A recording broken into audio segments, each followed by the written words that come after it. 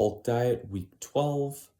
So this past week was the second week, and the final week, it's only a 2 week tempo workout where I'm focusing on slower sets, slower reps, and I felt a much different pump. Whenever you're focusing on the speed and the tempo, you can go slightly lighter with the weights, but it's not like you're not getting that great of a workout. You're still getting a really nice workout in. You're working the type 1 muscle fibers, which are the slow twitch muscle fibers. Type 2 is a faster twitch. So by doing slower reps, you are then strengthening those type 1 muscle fibers. And I will say doing tempo pull-ups was brutal.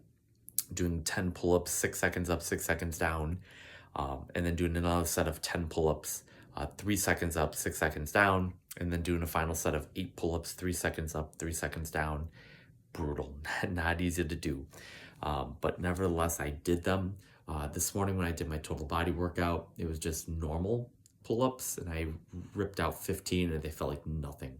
So some of you out there that maybe struggle doing a pull-up, doing them slower to really build those back muscles and arm muscles can potentially help you then to get them just at a regular good speed. That's it for just talking about the workouts. This morning went in at 173 pounds, so down 1 pound from last week, and 23.1% body fat, down 0.2% body fat, just based off my Feel Fit body scale. I'm getting a DEXA scan in a couple weeks, so that'll really tell me for sure how much fat I've burned or put on, how much muscle I've lost or gained. But this past week I felt pretty good. It was a very stressful week at work.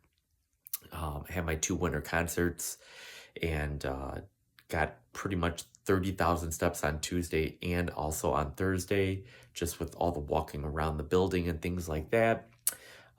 So I feel like my body's a little bit puffy, holding on to some excess water weight, just from the higher cortisol, the stress hormone. And I overall feel a little bit more puffier, even though the scale weight showed that it went down. But also with my CGM, that I've got the wrappers coming off of it a little bit, but I got a couple more days before I get another one on. My blood sugar averaged around 90. The overnight was down to 69, which is fantastic. But yeah, I averaged about 90.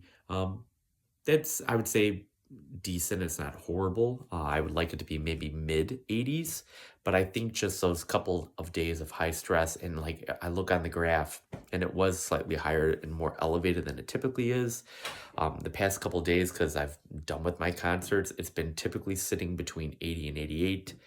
But on those 2 days, it was sitting between like 90 and 100.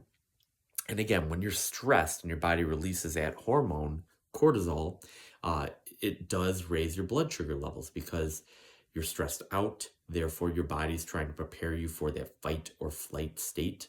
Like, do I need more energy to fight what I'm doing right now? Or do I need more energy to flee and run away as fast as I can?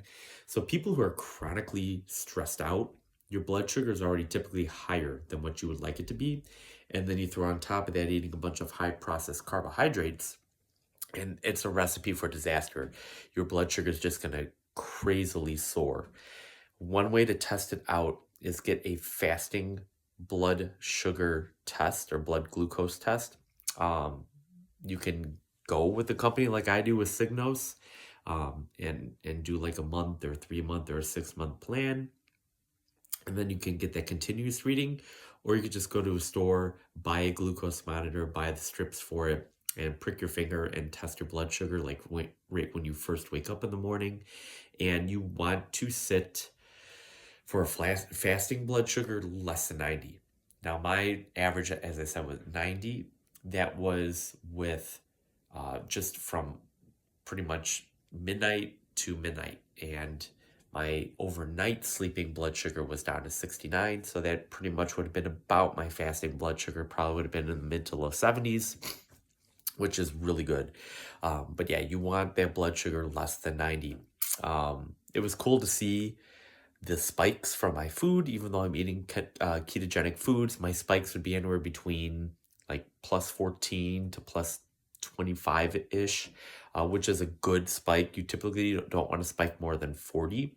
My pre-workout drink did have me spiked to anywhere between plus 29 to plus 39 or even plus 40, but it came back down quickly because it was a 30-minute pre-workout drink. So after 30 minutes of drinking it, I was working out, helping my body soak in that glucose spike. And pretty much that glucose spike is coming from the branched chain amino acids, because leucine, which is one of our essential amino acids, it will spike insulin and glucose. So that is a healthy thing to undergo and not be alarmed by something like that. Plus, also, as I was working out, especially on leg day, my glucose was naturally going up because your body's releasing different tissues, fats, and breaking those down and turning that into glucose. But then within 10, 15, 20 minutes of ending my workout, my glucose levels then were coming back down. So very interesting stuff. I'm happy to do more videos and even show the feed from my CGM on there, but that's pretty much all I got for you guys for week 12. Looking forward to the next couple of weeks. I've got my week of hard labor coming up where I'm going to be lifting heavier weights, less reps, doing sets of 10, 8, and 6 reps. And I'm looking forward to these last 2 weeks to crush them. And then I've got some good plans going into 2025 that I'm more than happy to share with you guys as we get closer. And I'm going to be doing a video on animal-based eating and different types of plans for different people depending on where you're at.